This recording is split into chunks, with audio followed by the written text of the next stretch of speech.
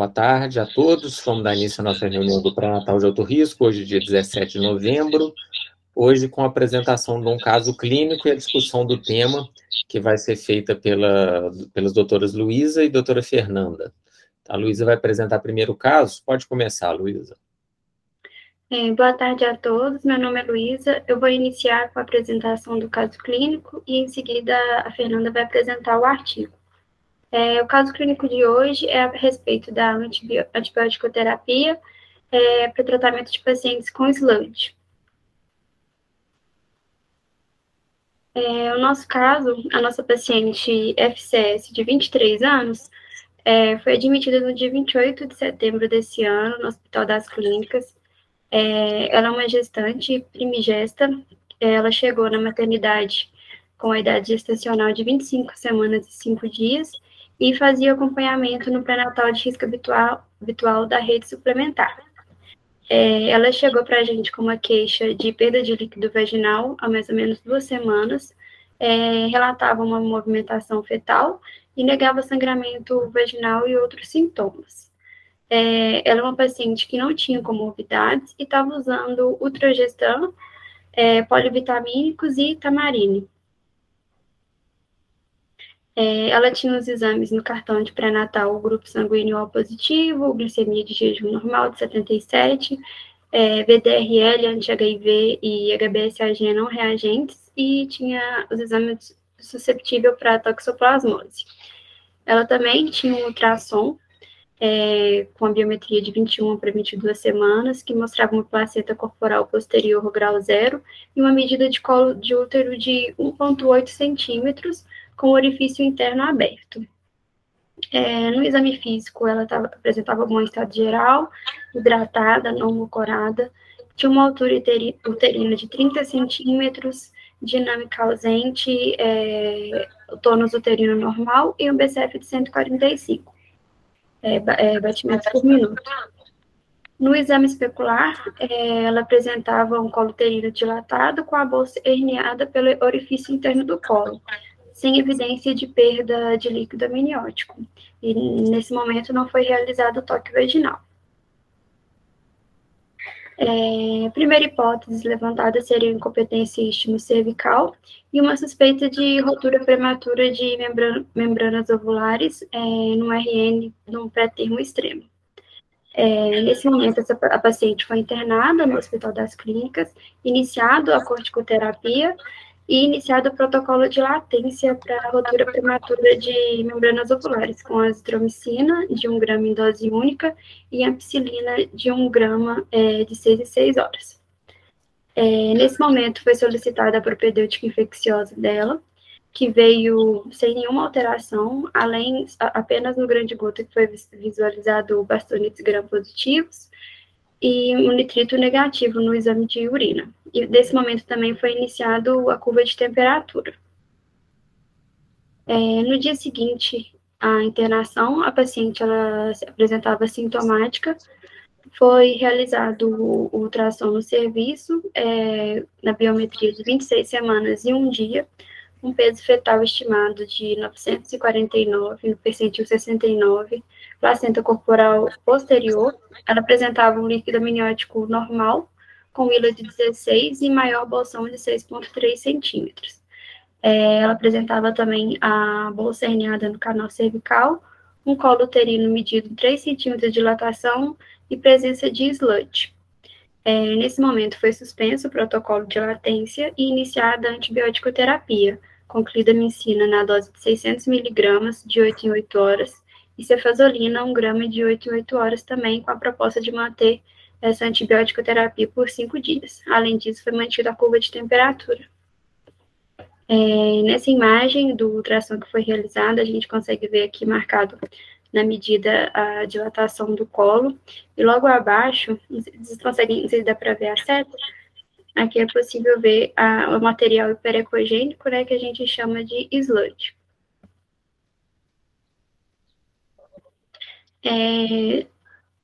Seguindo após esse período, durante a internação, né, a paciente já com 26 semanas e 4 dias, a queixa que ela apresentava, ela estava mantendo um hábito intestinal mais constipado, Nesse dia foi suspenso a antibiótico terapia, mantido o ultragestam vaginal de 200 miligramas, mantida a curva de temperatura e iniciado o PEG devido a esse hábito intestinal constipado.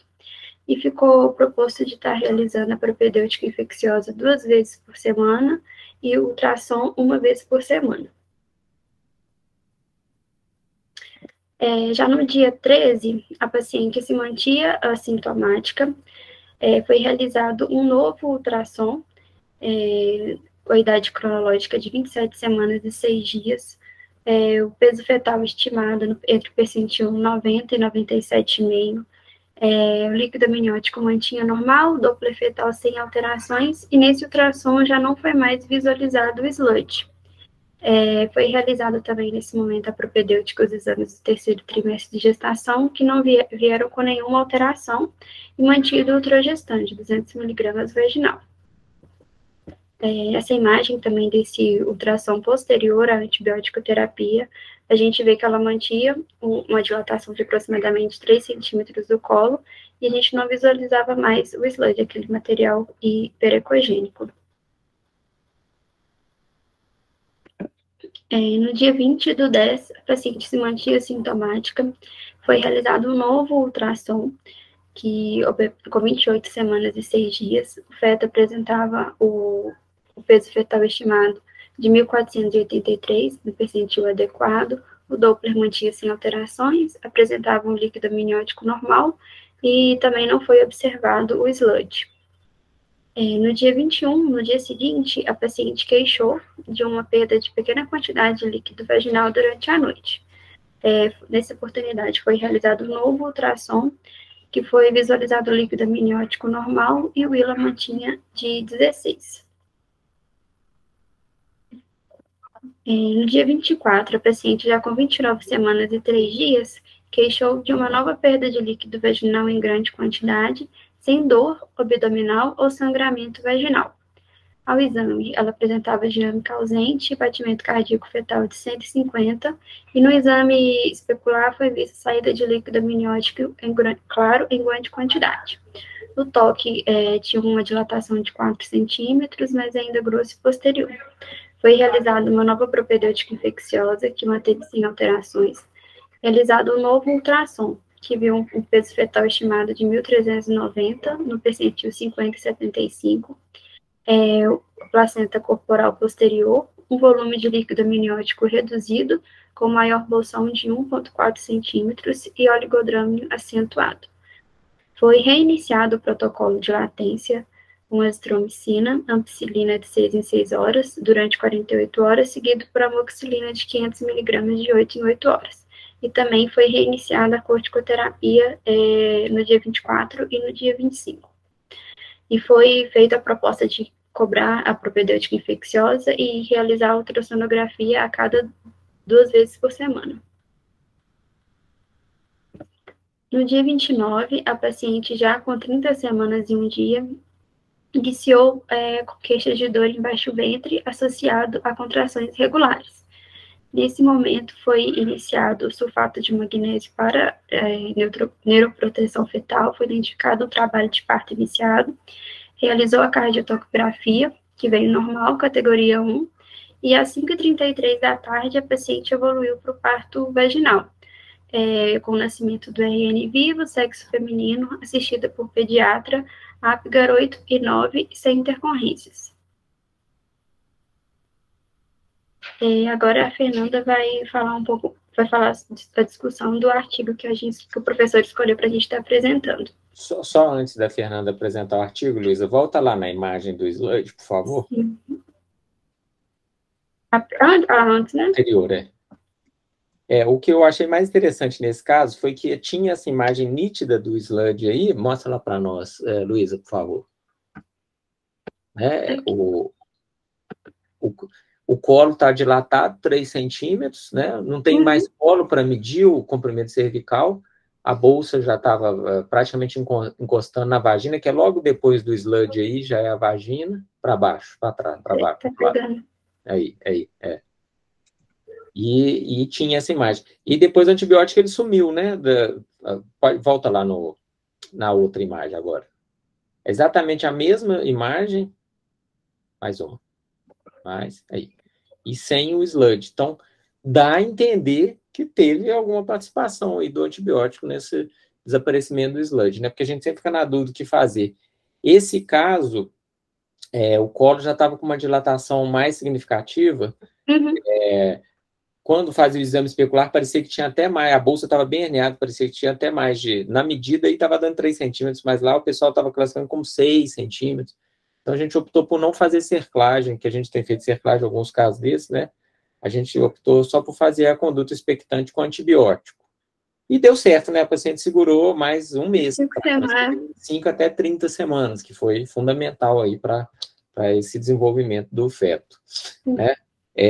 Vou deixar a Fernanda agora fazer a apresentação do artigo. Volta lá para a parte da Fernanda, Luísa. E depois a gente comenta mais. Então pode ir, Fernandinha. Então, gente, aí... Tá todo mundo me ouvindo? Sim. A gente pegou esse artigo, né, que foi o que o professor Mário Dias sugeriu, que é um artigo que fala sobre o uso de antibióticos nessas pacientes que têm o sludge para prevenir o parto pré-termo. Pode passar, Lu. Então, para começar, né, definindo o que seria o sludge, é um material hiperecogênico, né, no ultrassom intraminiótico próximo ao colo uterino. É um material que pode ser formado por coágulos, mecônio, inflamação ou infecção no líquido amniótico. E é um achado que está associado a maior taxa de parto prematuro menor que 35 semanas e de coroamnionites, né, uma coisa relacionada à outra. E por isso é um assunto muito relevante, né, porque a taxa de parto prematuro é uma coisa importante, assim, no nosso meio, né. Aí essa imagem ele coloca no artigo, né, para definir o que seria o sludge, que é bem parecida com a imagem que o professor conseguiu no caso, né, da paciente que a Luísa apresentou, que seria esse material aí próximo ao colo uterino. Um outro artigo que o professor Mário Dias sugeriu também mostrava a coleta desse material, né? É um estudo que mostra um médico, né, que coletou a amniocentese de uma paciente com sludge, e aí, primeiramente, não tinha crescido nada, né, nenhuma bactéria, mas depois ele conseguiu coletar o material diretamente do sludge, e é esse material aí parecido com pus mesmo, né? Ele fez cultura e cresceu, acho que, gram positivo, e era um material muito parecido com pus. Pode? Isso. Então, né, para começar, existe muita pouca descrição do uso de antibiótico no sludge na literatura. O artigo ele citava esses outros 2 autores, o primeiro deles em 2010, que usava azitromicina via oral, Coamp e GNTV em uma gestante de 22 semanas com sludge e colo curto, que é um caso bem parecido, né, da nossa paciente apresentada. E essa paciente que eles descreveram evoluiu para o parto termo. Em segundo lugar, esse outro artigo que era de um outro autor, que usava antibiótico mais indometacina na redução de partos prematuros em paciente com sludge. Então, era um assunto, assim, um pouco descrito ainda, né? O objetivo do estudo era avaliar o uso da antibiótico-terapia na presença do sludge para prevenir os partos pré-termo causados por ele. Como métodos, eles fizeram um estudo observacional entre outubro de 2012 e janeiro de 2015, é um estudo lá de São Paulo, acho que da Unifesp, se eu não me engano. Eles incluíram gestantes entre 16 e 26 semanas com bolsa íntegra e excluíram gestantes que tinham fetos mal formados, gemelares, placenta prévia, qualquer condição que poderia interferir nessa questão do parto pré-termo, né? As pacientes, então, entre 16 e 26 semanas eram submetidas a ultrassom endovaginal e era utilizado antibiótico na presença do sludge nesse ultrassom. O objetivo era comparar a incidência do parto pré-termo antes e durante o período estudado. Pode passar, Lu. Então, eles pegaram essas pacientes, né, desse período, desses quase 3 anos aí que eles estudaram e compararam com o período anterior a esse. Nas pacientes com baixo risco de parto pré-termo, mas que tinham o sludge, eles usavam clindamicina de 300 miligramas de 6 em 6 horas via oral, mais cefalexina 500 de 6 em 6 também por 7 dias via oral. Já as pacientes... Desculpa, só um minutinho.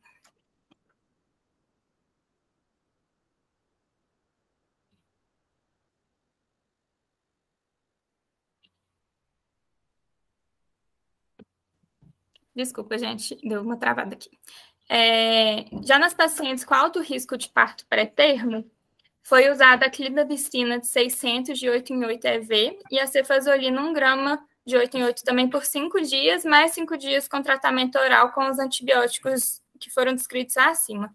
E aí as pacientes com alto risco de parto pré-termo seriam aquelas que tinham algum outro fator de risco além do SLUD, né? Por exemplo, um colo curto, como tinha a nossa paciente também. Pode passar, Lu. Como resultado, eles compararam, né, as pacientes de um grupo com o outro. As únicas diferenças entre os grupos que eles notaram foi a presença de fumantes, que era maior no grupo sem antibiótico, e na quantidade de partos menor do que 34 semanas, que também deu uma diferença de 36,4% num grupo e 18,8% no outro grupo. Pode passar, Lu. O resultado quanto ao desfecho perinatal, de acordo com o uso de antibiótico, na idade, no peso de nascimento, teve diferença, né, entre um grupo e outro também, e na quantidade de recém-nascidos que nasceram com menor que 2 quilos, também teve diferença, sem o antibiótico, né, que foram as pacientes de antes. 27,3%, e nas pacientes que foram desse estudo, né, com antibiótico, 7,8%. Então, foi uma diferença significativa, né?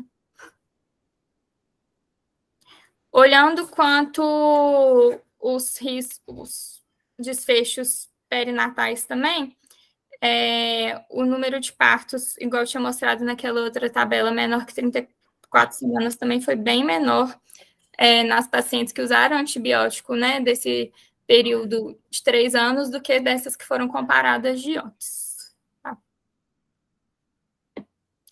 Então, o que o artigo discutiu, né? O principal resultado que foi encontrado foi que realmente o uso de antibióticos pelas gestantes com SLUD, que tem alto risco de parto prematuro, está associado à redução de partos menor que 34 semanas. Então, eles focaram mais nessa parte das gestantes que tinham alto risco de parto prematuro.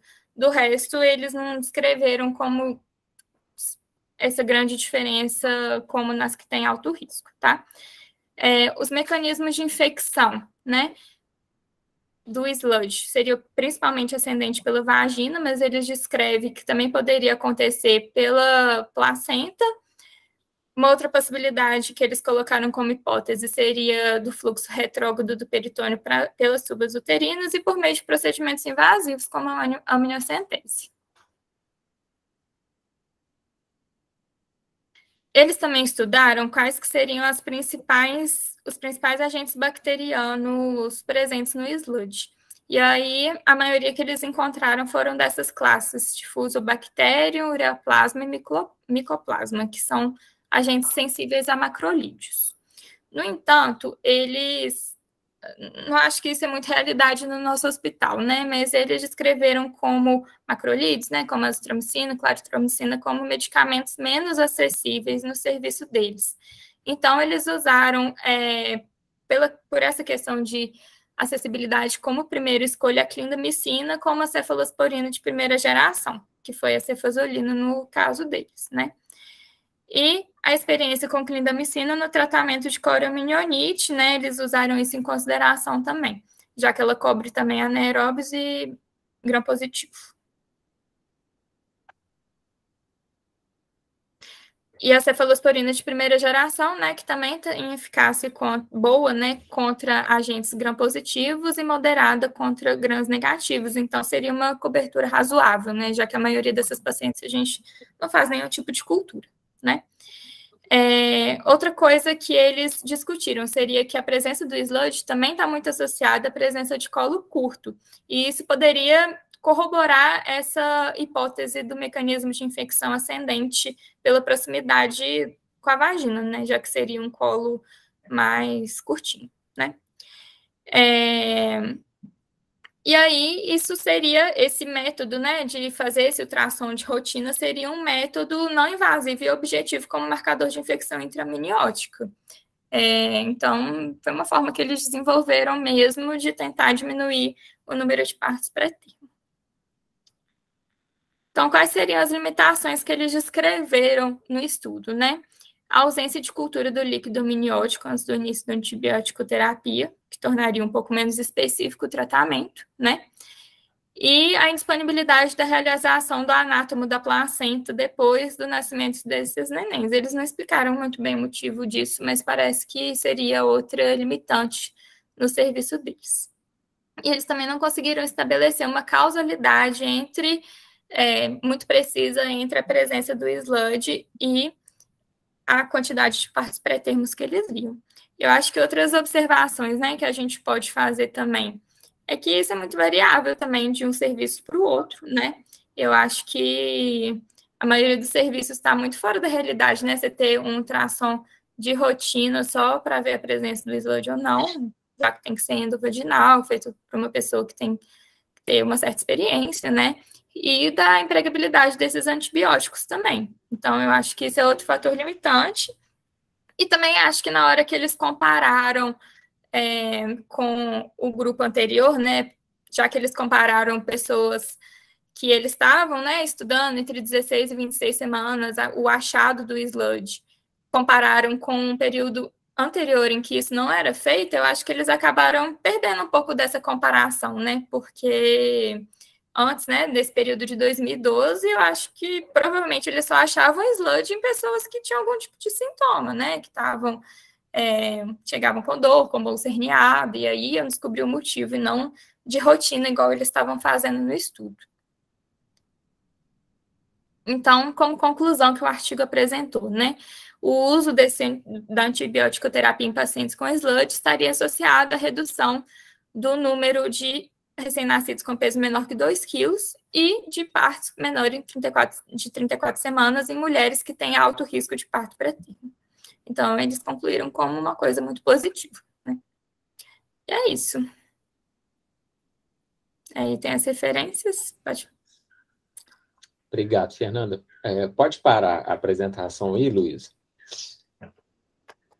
Então, como eu havia comentado, o interessante aí do caso é exatamente a gente ver essa evolução que foi, entre aspas, favorável, né? A gente conseguiu segurar a paciente que chegou com o colo dilatado ao exame clínico 6 centímetros, no ultrassom menor, mas a gente sabe que tem aquela herniação da bolsa que às vezes dificulta um pouco, até 5 semanas, né, com o tratamento antibiótico.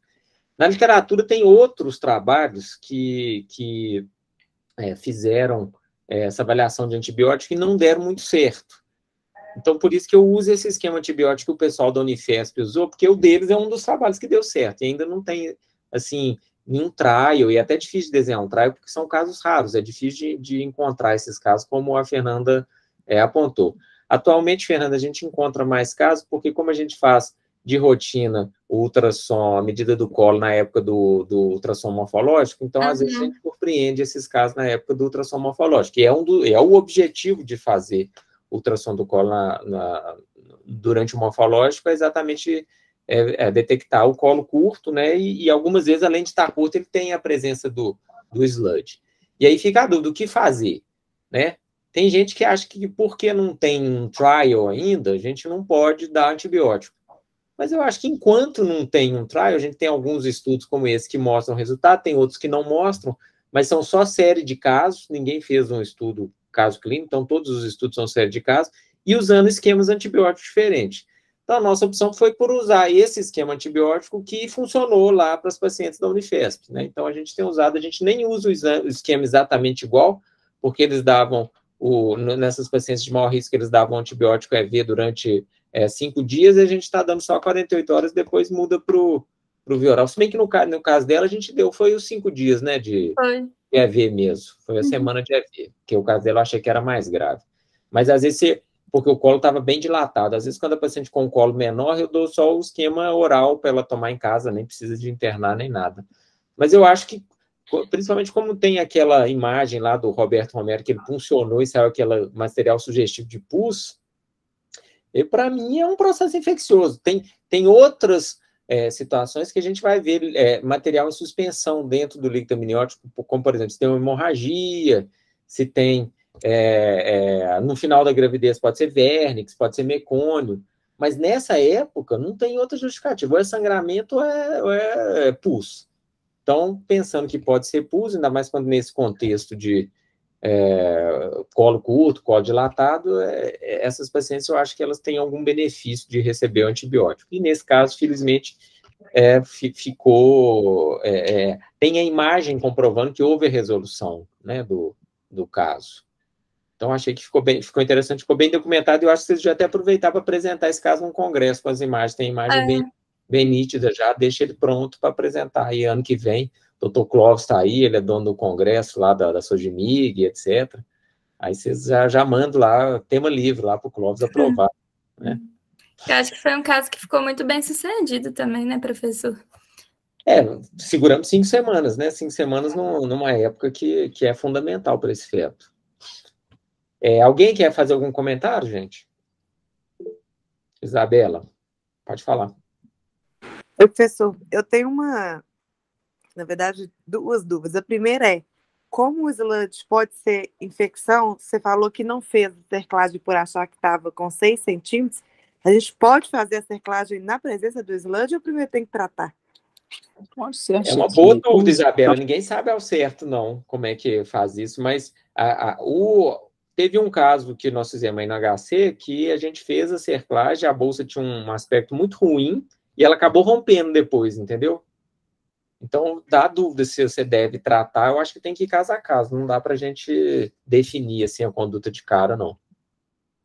Clóvis quer falar também, Clóvis? A gente tem sido muito acionado lá no... Tá um pouco baixo aí seu microfone, Clóvis. Deixa eu tirar o... Tá me ouvindo agora? Ainda baixo. Tá.